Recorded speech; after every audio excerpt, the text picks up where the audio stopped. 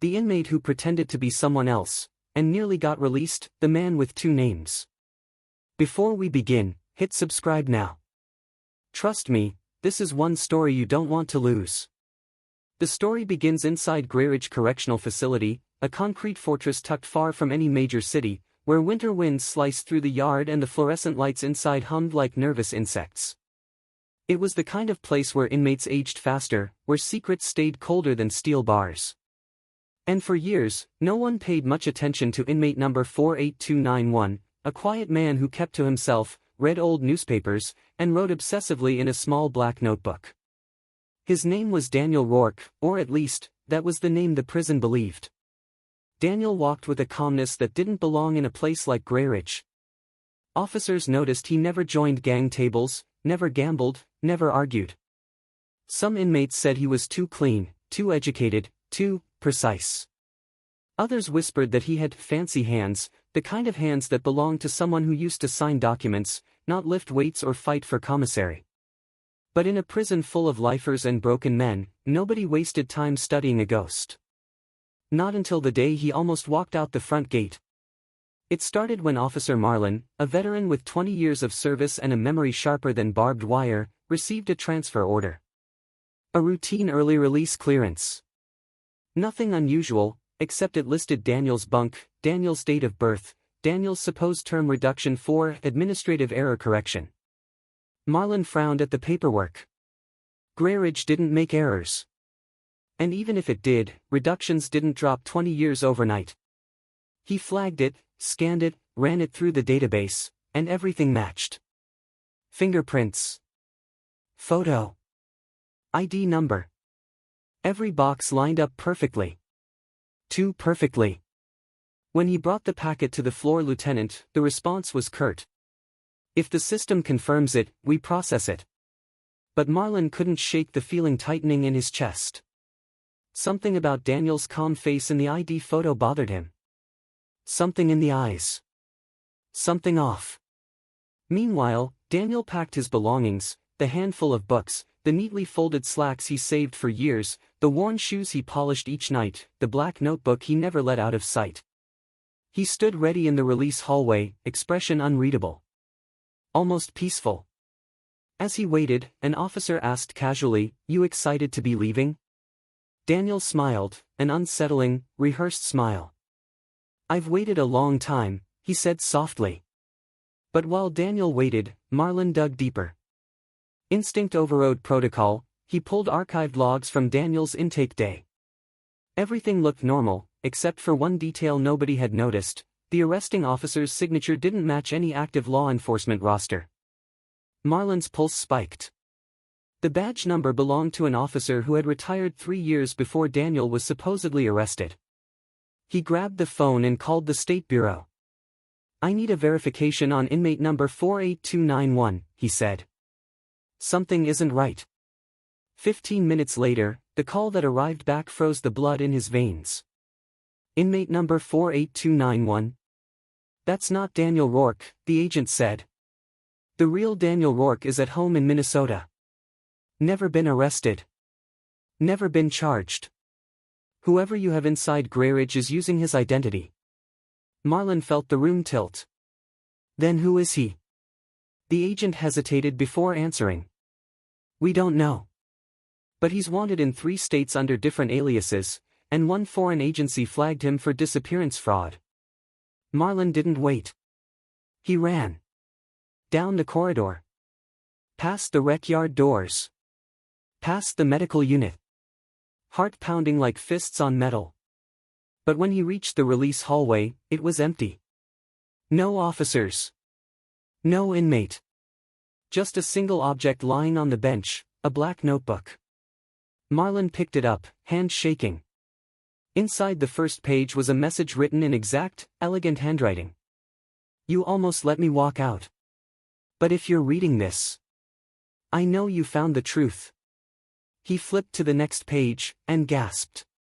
It wasn't a diary. It was a map. A map of every identity the man had ever used.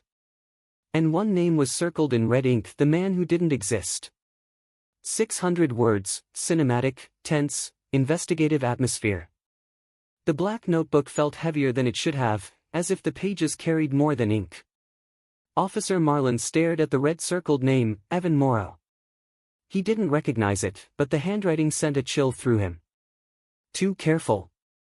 Too controlled. The kind of script used by people who plan every move 3 steps ahead. Marlin stormed into the operations room. "Lock down the exits," he ordered. "The inmate in release hall is not who we thought." The lieutenant blinked. "What are you talking about?" He was cleared. He forged the entire identity. The intake officer. The fingerprints. The database entries. All of it. Marlin held up the notebook. "And he walked out less than 5 minutes ago." Chaos rippled through the radios. Officers sprinted to the perimeter. Gates clanged shut. Vehicles were checked. Cameras rewound. But the man they thought was Daniel Rourke had vanished into the cold gray morning like a shadow slipping through fog. Marlin flipped deeper through the notebook as he headed toward the admin wing. Each page was filled with names, addresses, scribbled profiles, aliases the man had used across 4 states. Some matched police bulletins. Others led nowhere. But one name, Evan Morrow, appeared again and again. Underlined. Circled. Noted. As if he wasn't impersonating Evan, but preparing to become him next. He shoved past the security door into the records office. "Pull every file on anyone named Evan Morrow," he told the clerk. "Living or deceased." The clerk tapped through the system, frowning. Only one match. She turned the screen toward him. A driver's license photo appeared. A young man with soft features, clean hair, bright eyes. Marlin inhaled sharply. It was the same face. The same jawline, the same nose, the same faint scar near the eyebrow. The inmate hadn't just stolen identities. He chose faces that matched his own. "That's not Evan," Marlin whispered. "That's him." He scanned the details. Evan Morrow had gone missing 4 months earlier during a hiking trip near the state border. No body found. Case still open. The inmate wasn't improvising. He was eliminating people who resembled him and stepping into their lives like slipping on a new coat. Marlin's suspicion grew darker. Was Evan Morrow targeted? He needed answers. And there was only one place to start, the man's abandoned bunk. Marlin moved fast through cell block C, past inmates watching from behind bars. When he reached the empty cell, he paused. Nothing seemed unusual at first: neatly folded bedding, 2 paperback novels, a toothbrush placed with almost unsettling precision. No chaos. No panic. Everything arranged as if he knew exactly how to leave without raising suspicion. But when Marlin crouched to inspect the underside of the bunk, he found something taped to the metal frame. A slim plastic pouch. Inside, a driver's license, and a photograph. The license belonged to Evan Morrow.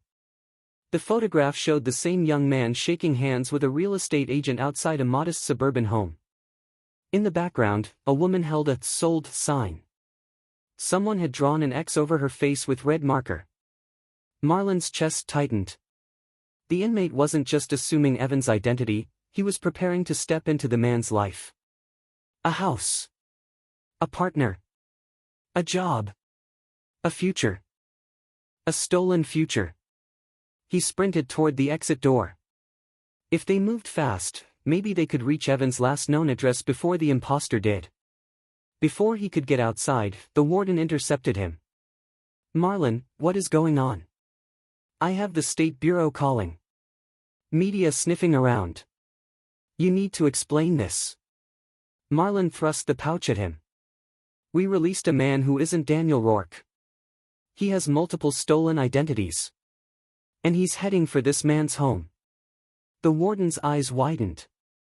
"He's going after the missing man's family. He's going after his life." The 2 men rushed outside as patrol cars lined up, lights flashing. Officers loaded in, engines revving. Marlin climbed into the lead vehicle, gripping the notebook on his lap. Every name. Every alias. Every life the impostor had stepped into, and stepped out of, was written there like a roadmap of deception. And as the convoy accelerated down the highway, Marlon turned to the final pages. His blood ran cold. There was a list titled Loose Ends. 3 names. 2 crossed out. The last name, the only one still uncrossed, belonged to someone still alive. Evan Morrow's fiancée.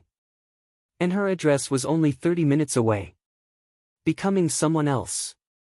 600 words, final confrontation, high tension, chilling twist. The police convoy tore down the highway, sirens slicing through the frozen morning air. Officer Marlon sat rigid in the passenger seat, the impostor's black notebook open across his lap. Every page seemed to breathe with calculation. Every alias was another stolen existence. Every crossed-out name hinted at what the man was willing to do to protect his false identities.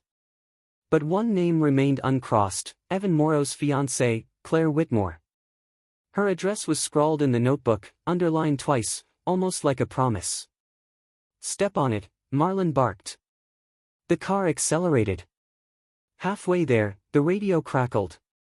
Units be advised, neighbor reports seeing a man matching the inmate's description entering the residence.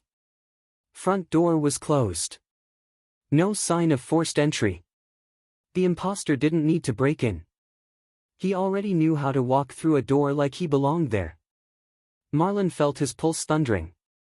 Identity thieves steal money. Fraudsters steal documents. But this man? He wasn't stealing things. He was stealing lives. The convoy screeched onto a quiet suburban street lined with frost-coated mailboxes. Claire Whitmore's house sat at the end, a modest 2-story with a red porch light still glowing in the dim morning haze. And the front door was ajar. Marlon moved first, gun drawn but lowered, signaling quietly to the team. They spread out, boots crunching on frozen grass. The house was too quiet. Too still. A silence that suggested someone was controlling the atmosphere inside. He pushed the door open. The living room was neat, warm, almost peaceful. A mug sat on the coffee table, steam rising. Someone had been drinking it minutes ago. A coat lay draped over the chair, Claire's, according to the ID photo Marlon had seen earlier. The impostor wasn't improvising. He knew her schedule. He studied her life as carefully as he forged documents. Marlon motioned the others forward. They cleared the living room, kitchen, hallway. Then, a faint sound from upstairs. A soft creak. The officers climbed the steps slowly, each movement measured. Marlon's breath tightened. He reached the top landing, approached the bedroom, and nudged the door with the edge of his boot. What he saw made his heart slam against his ribs. Claire Whitmore sat on the bed, alive, unharmed, but terrified. Her wrists were bound to the bed frame with silk ties. Not violently. Not carelessly. Methodically. Standing across the room, calmly buttoning a clean shirt from a suitcase on the floor, was the impostor. His hair was neatly combed. His face freshly shaved. His voice quiet and steady. "I knew you'd come, Officer Marlon." Marlon aimed his weapon. "Step away from her." The impostor smiled faintly. Not defiant. Not panicked. Almost grateful.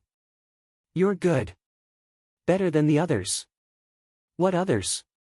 "The ones who let me disappear," he answered. "The ones who believed the paperwork, the fingerprints, the stories."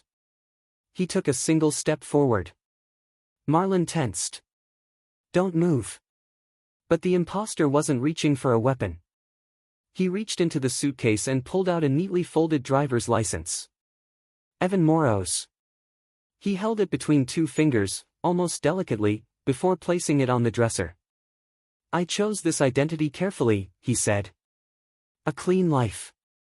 A good job. People who cared about him.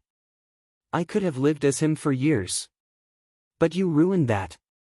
Marlon fought to keep his voice steady. "You kidnapped her. You erased people. What you did isn't living, It's replacing. The impostor tilted his head. Replacing is safer than being hunted.